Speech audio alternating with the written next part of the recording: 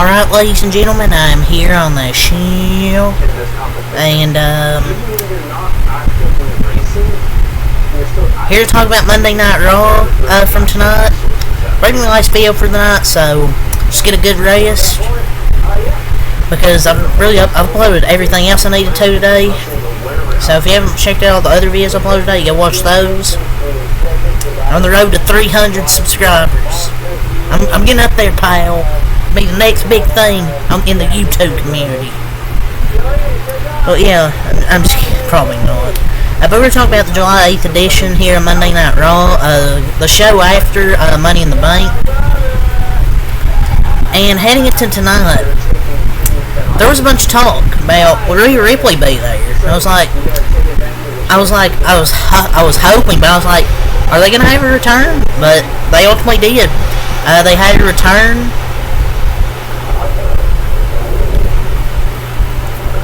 And I kind of had a feeling after there was a segment in the middle, of the show, like Priest called Rhea, so I knew it was probably gonna happen.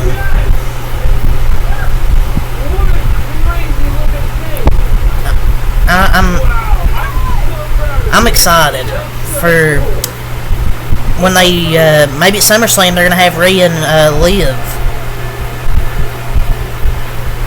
But they showed some backstage footage of Liv Morgan running away, and she was watching.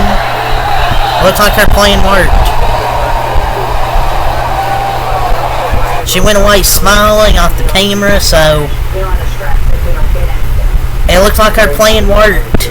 She used Dominic Mysterio this whole time and set his ass up. I mean, she was setting him up all along. Poor Dominic got edged. Pause. But yeah, maybe she's still gonna get Dominic. I don't know. But maybe it's been Liv and Balor running this the whole time. Maybe that was the plan all along. Maybe that was the plan the whole time.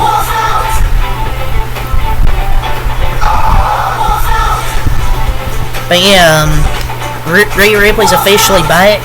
Okay, I'm turning this TV down. Too fucking loud, ladies and gentlemen. But yeah, Mommy's back. I'm glad Rhea's back, cause she got a pretty good pop. She got a big pop. And I miss seeing her on TV. I'm glad she's finally back, and looks like we're gonna get that feud started with Liv Morgan and Rhea Ripley, maybe SummerSlam. So it looks like we're getting that. Really looked amazing. You can just feel the aura. How do you say that word? Aura. However the kids say it. But we already got Seth Rollins back. Now we got Rhea Ripley back. These next months are gonna be madness, cause you still haven't got Jimmy Uso, Roman Reigns, Paul Heyman. They haven't returned yet. Dude, Rhea got a big pop. Imagine how big of a pop Roman's gonna get. Dude, there might be an earthquake at the Cleveland Browns Stadium. And don't forget The Rock as well when he comes back. Dude, WWE's gonna be cinema. Especially the end of this year heading to Netflix. Dude, it's gonna be cinema.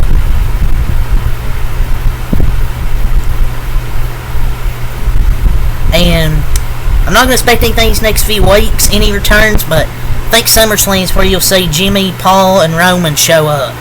You're going to have Paul Heyman show up first, then Jimmy Uso, and then Roman Reigns come out then. But this isn't about that. I'm just kind of mentioning just for more possible returns. But yeah, let's get back to talking about Monday Night Raw. But she got a thunderous pop. But when she returned, he tried to hug Dominic. Dominic tried to hug her, and she wasn't having none of that shit. Shoved him away. His face when her music hit, he was stunned. He know he fucked up. Where's the you fucked up chance when he need him? He's still lucky to be breathing for now.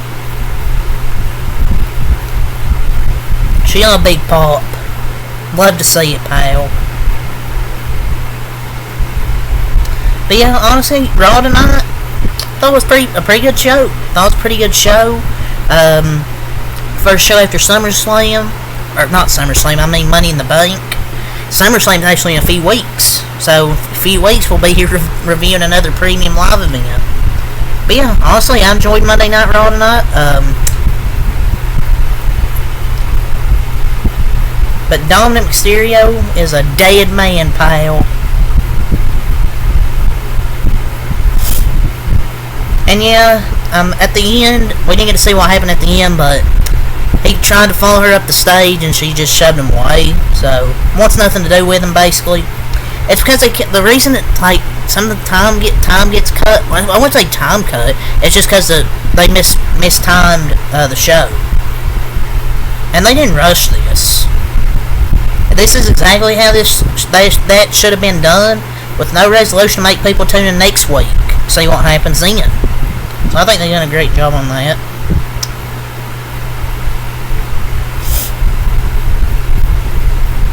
So let's talk about the show. Like I already said, I gave it an 8 out of 10. Really enjoyed it. And so CM Punk starts off the show tonight.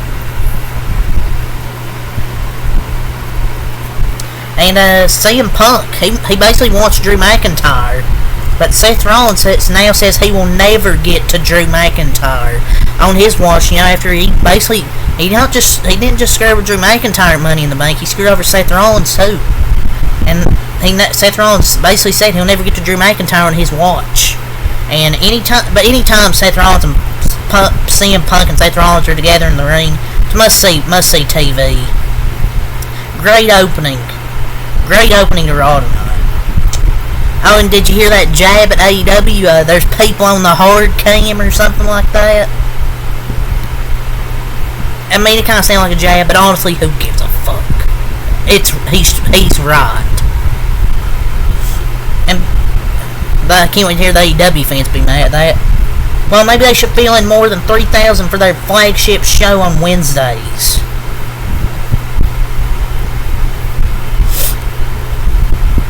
Oh yeah, and WWE sells out most arenas, by the way, if you want to be like, oh yeah, they didn't sell out tonight. Still a pretty good crowd tonight.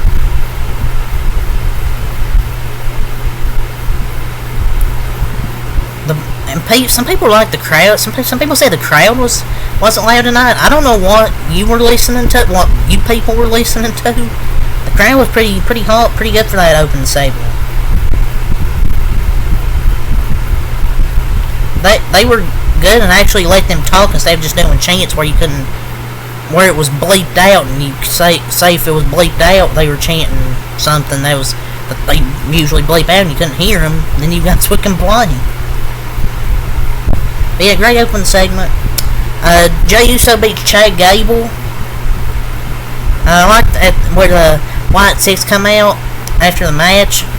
Jey Uso done the yeet and then he left. Dude, he would be the smartest character in a horror movie. But Chad Gable is, again, thanks to the lights going out. The lights kept going out in the ring because of the White Six, and Nikki Cross, she handed a commentary another box and a VHS video tape. This time, actually, Pat McAfee back. Sweet to see Pat. So we're certainly set up Gable in the Academy, the new Academy, with the Creed brothers against the White Six at SummerSlam, right? Is that what they're setting up for? I feel like that's what they're setting up for. I think it's the perfect time to debut. I think it's the perfect time to debut the White Six.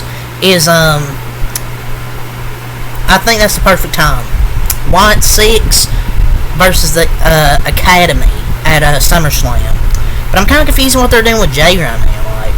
I don't know what they were doing with Jey. They should have had the Bloodline interfere with him. It's been 3 weeks in a row the same Nikki Cross videotape box and follow. They gotta start doing something else with Jey, man. They need to get him involved with the Bloodline, because that's what it's gonna play out to anyways. Like, he's gonna be with the Bloodline.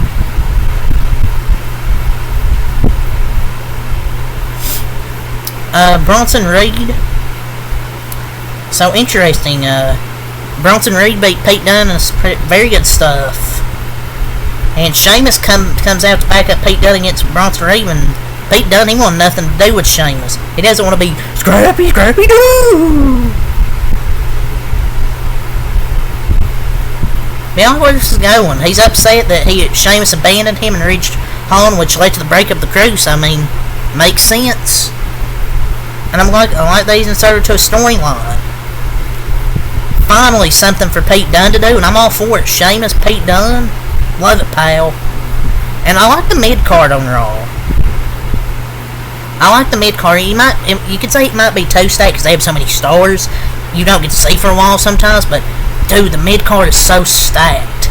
I'm looking forward to this feud between him and Sheamus, and it's a fun match between him and Bronson Reed as well. So I liked it. Some smart long-term booking there, pal. And then Sami Zayn and Braun Breaker segment. Braun Breaker absolutely destroys Sami Zayn with a spear, and then he runs across and hits him with another spear.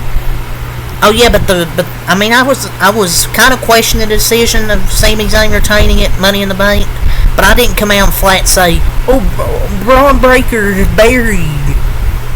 Braun Breaker is buried." It's all I heard from the IWC. Let me use this tweet, for example, from JD. And then I said most of the IWC are fucking morons because they claim Braun Breaker was buried after his loss at Money in the Bank, and a picture of The Rock. People have been using that Rock meme. Yeah, I mean, nothing about it hurt him. Yeah, I don't know if he should have been clean with just one Helova kick, but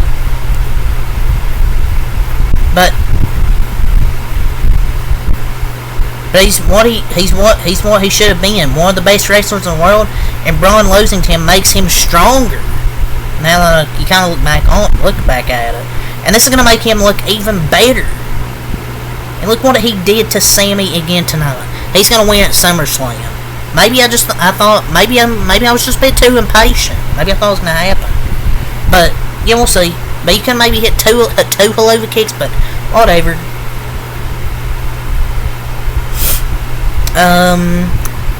The Judgment Day beat Awesome Truth and Braun Strowman. Whatever. Adam Pearce and CM Punk had a backstage segment. Drew McIntyre will be back next week.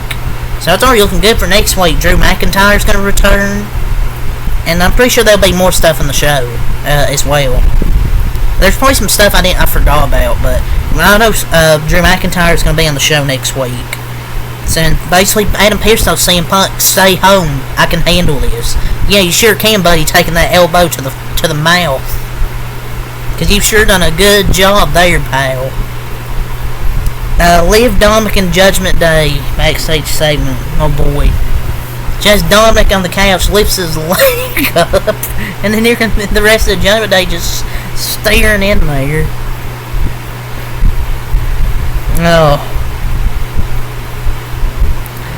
Oh, that was funny.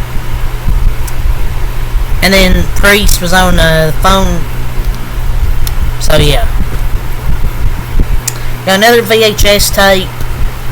Which I thought was another good VHS tape. Out from the White 6. Dragunov versus Braun Breaker ended in a DQ. Dragunov got the win in a DQ, I think. So hey, you got a win, pal. And then Sami Zayn come out, got a little offense, but then he got hit with a spear, I think. Or no, he got thrown over the announce table. Dragunov did as well, so Braun Breaker's looking dominant, pal.